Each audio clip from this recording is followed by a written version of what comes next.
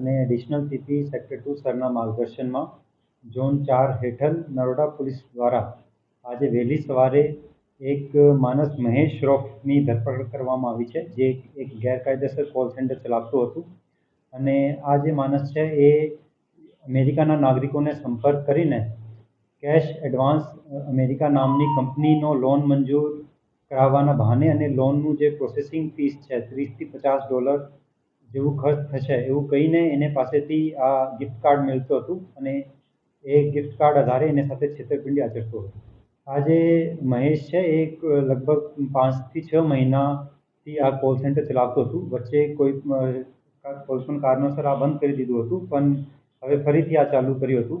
અને આ જે છે એને પાસેથી અમે એક લેપટોપ અને 4 મોબાઈલ ફોન અને જે સાહિત્ય છે એ કબજે કર્યું છે.